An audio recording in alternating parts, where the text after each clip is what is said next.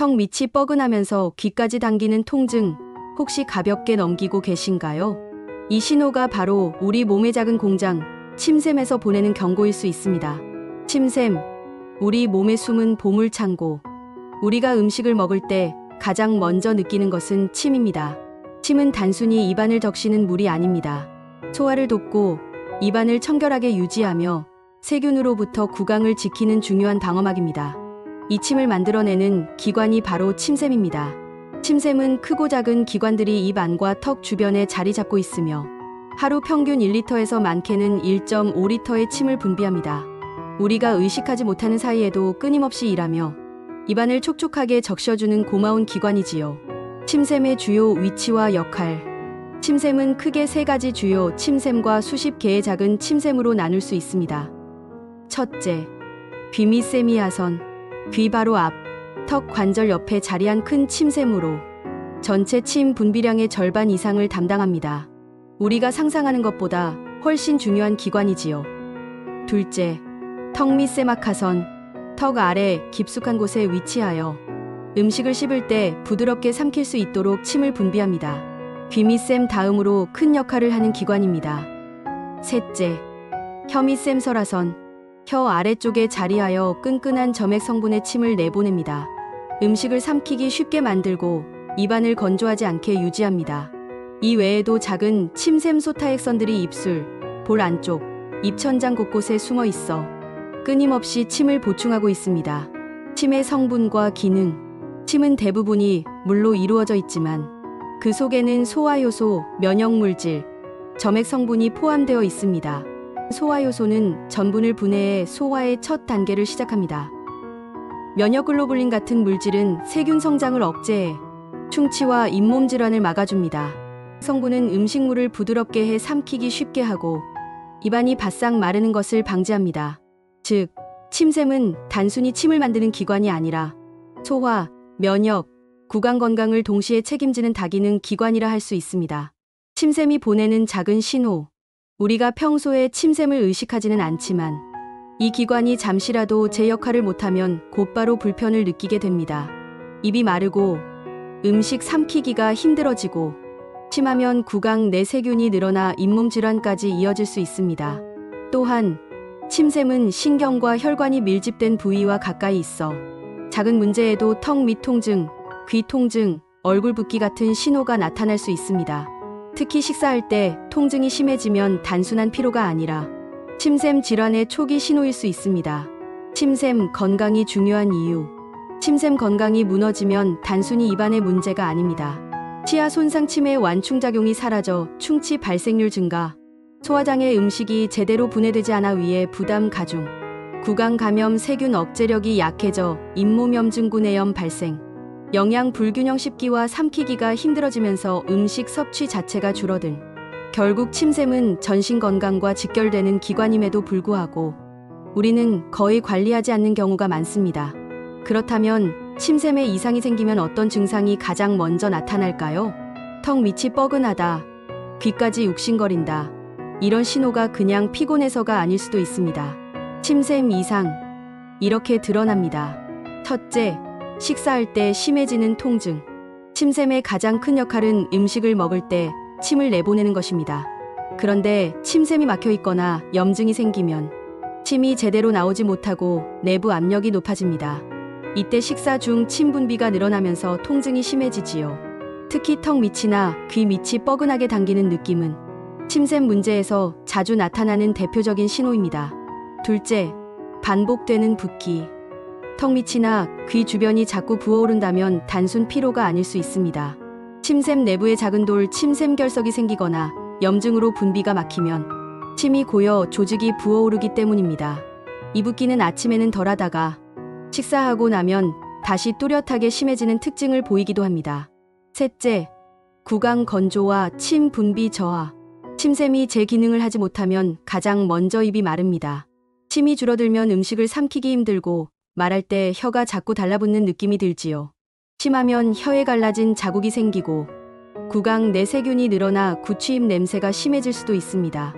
넷째, 귀나 턱으로 번지는 통증.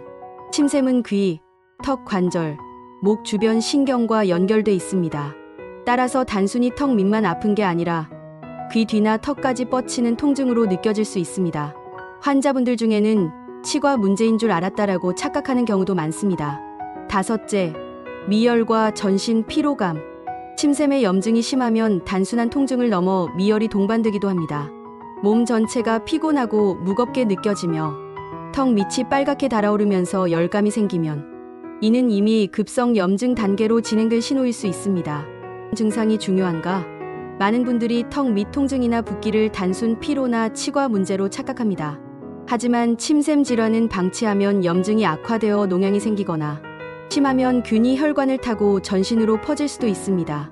즉, 작은 신호처럼 보이지만 실제로는 조기에 발견하면 쉽게 치료되지만 늦으면 위험해질 수 있는 질환이라는 점이 중요합니다. 그렇다면 침샘에 문제가 생기는 원인은 무엇일까요? 단순히 피곤해서가 아니라 우리의 작은 습관과 건강 상태가 큰 영향을 줍니다. 침샘 문제를 일으키는 원인들. 첫째, 수분 부족. 침샘이 원활히 작동하려면 충분한 수분이 필요합니다. 물을 적게 마시거나 카페인 알코올 섭취가 잦으면 체내 수분이 줄어 침샘 분비가 감소합니다. 이때 침이 끈적해지고 점도가 높아져 침샘관이 쉽게 막히게 되지요. 특히 노년층에서는 갈증 신호가 둔해져 물을 잘 안 마시기 때문에 침샘 기능 저하가 더욱 흔하게 나타납니다. 둘째, 구강 위생 문제. 입속 세균이 많으면 침샘관으로 세균이 침투하여 염증을 일으킬 수 있습니다. 칫솔질을 소홀히 하거나 치석과 잇몸 질환을 방치할 경우 침샘 염증으로 번지는 경우가 생각보다 흔합니다. 잇몸이 부었다, 침샘까지 번졌다, 이런 연결고리가 실제로 있습니다. 셋째, 반복되는 스트레스와 피로. 스트레스가 심하면 교감신경이 활성화되어 침 분비가 억제됩니다. 입이 마르는 현상, 즉 구강 건조증이 나타나는 것이죠. 장기간 이어지면 침샘관이 좁아지고 침이 고여 결석이 생길 가능성이 커집니다. 넷째, 특정 약물의 부작용. 고혈압약, 항우울제, 항히스타민제 같은 약물은 침 분비를 억제하는 대표적인 원인입니다. 이 때문에 시녀층에서 침샘 문제가 더 흔하게 발생합니다. 약물 복용으로 인해 입이 자주 마른다면 담당 의사와 상의하여 대체 약물이나 보조 대책을 고민해야 합니다. 다섯째, 잘못된 식습관. 짠 음식, 자극적인 음식, 기름진 음식은 침샘에 부담을 줍니다. 또한 씹는 자극이 적은 부드러운 음식만 즐겨 먹는 것도 문제입니다. 침샘은 씹을 때 자극을 받아야 활발히 움직이는데 씹지 않는 식습관은 침샘 활동을 약화시키지요. 생활습관 속 침샘 위험 신호. 이처럼 침샘 문제는 단순히 병 때문만이 아니라 물을 잘 안 마신다, 구강 위생이 나쁘다, 스트레스를 풀지 못한다, 약을 오래 먹는다, 씹는 습관이 부족하다, 이런 작은 생활 습관이 쌓여서 생기는 경우가 많습니다. 따라서 원인을 파악하는 것이 치료만큼이나 중요합니다. 원인을 바로잡지 않으면 치료에도 재발할 수 있기 때문입니다. 그렇다면 지금 내 증상이 단순 피로인지 아니면 침샘 문제의 신호인지 어떻게 알 수 있을까요? 오늘은 집에서 쉽게 할 수 있는 자가 체크법을 알려드리겠습니다. 침샘 문제, 자가 체크법. 첫째, 침샘 부위 통증과 뻐근함. 턱 밑, 귀 밑, 볼 옆에는 침샘이 자리하고 있습니다. 이 부위가 딱딱하게 뭉치거나 뻐근하고 눌렀을 때 통증이 느껴진다면 침샘 이상을 의심해 볼 수 있습니다. 특히 식사 때 통증이 심해지거나 음식 냄새만 맡아도 불편함이 느껴진다면 침샘관이 막혀 침이 원활히 배출되지 못하고 있는 신호일 수 있습니다. 둘째, 반복되는 부기.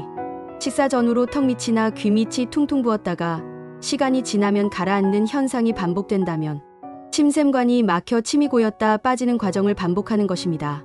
특히 음식을 먹을 때 갑자기 얼굴이 붓는다면 침샘 결석 가능성이 있습니다. 셋째, 입안 건조감.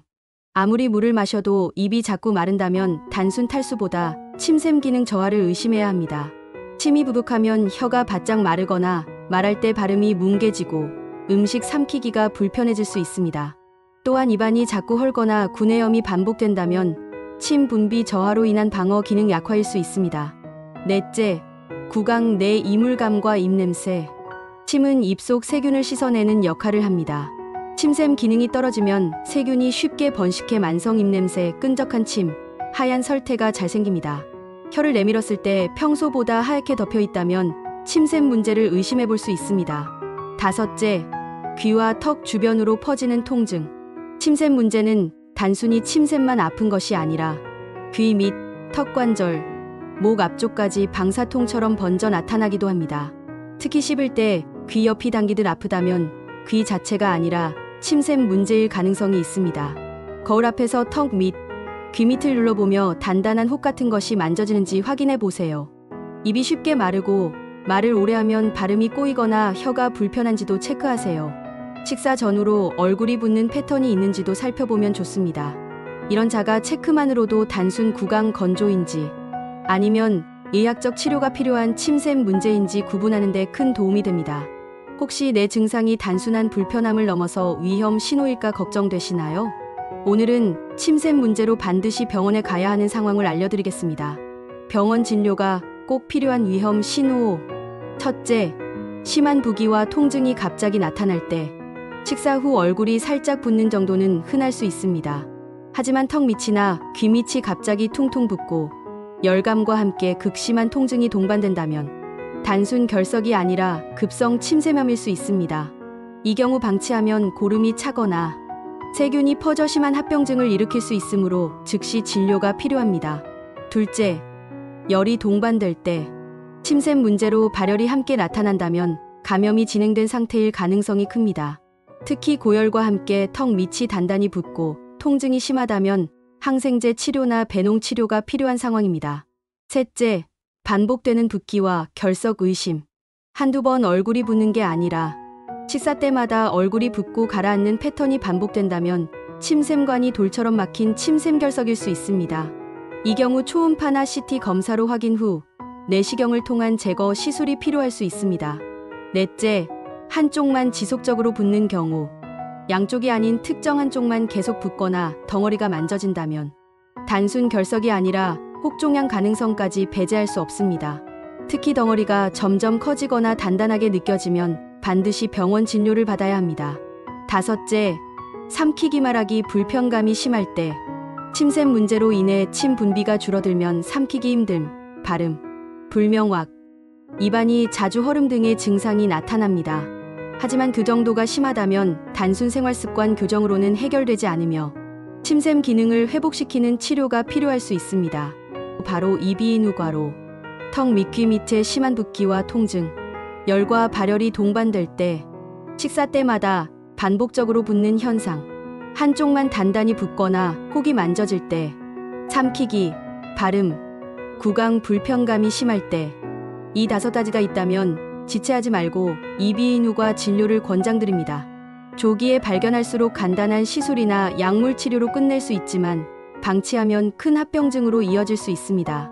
오늘은 마지막 시간으로 침샘 건강을 지키는 예방 습관과 정리 멘트를 드리겠습니다. 앞선 영상까지 놓치셨다면 꼭 확인해 보시길 추천드립니다. 침샘 건강을 위한 생활. 첫째, 충분한 수분 섭취. 침샘은 침을 통해 구강 건강과 소화를 돕습니다. 그런데 수분이 부족하면 침이 끈적해지고 침샘관이 쉽게 막힐 수 있습니다.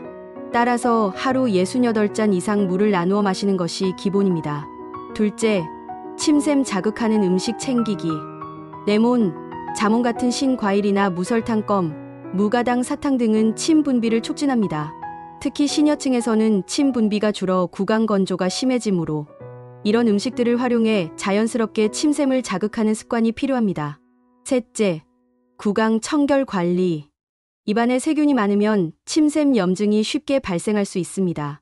양치질은 식후 30분 이후에 부드럽게 해주고 가글이나 치실을 함께 사용하면 침샘 건강뿐 아니라 구강 전반에 도움이 됩니다. 넷째, 온찜질로 혈류 개선. 턱 밑이나 귀 밑이 자주 뻐근하다면 따뜻한 수건으로 온찜질을 해주세요. 혈액순환을 도와 침샘관 막힘을 완화하고 통증 감소에도 효과적입니다. 다섯째, 정기적인 검진. 특히 50대 이상 여성분들에게서 침샘 관련 문제가 많이 발생합니다. 증상이 반복된다면 단순히 넘기지 말고 이비인후과 정기검진을 통해 조기에 발견하는 것이 가장 중요합니다. 침샘 건강 관리 요약. 물 충분히 마시기, 신맛 음식검으로 침샘 자극하기, 구강 청결 습관 유지하기, 온찜질로 혈류 개선하기, 정기 검진 받기, 이 5가지를 기억하시면 침샘 문제를 예방하고 건강을 오래 지킬 수 있습니다. 여러분, 오늘까지 6부 동안 침샘 건강에 대해 알아봤습니다. 작은 불편함을 무심코 넘기지 마시고 몸이 보내는 신호에 귀 기울이시길 바랍니다. 저는 우리 집 건강 정보통이었습니다. 여러분의 건강을 지키는 데 도움이 되셨다면 좋아요와 구독 눌러주시고 알림 설정까지 부탁드립니다. 다음에도 더 유익한 건강 정보로 찾아뵙겠습니다. 감사합니다.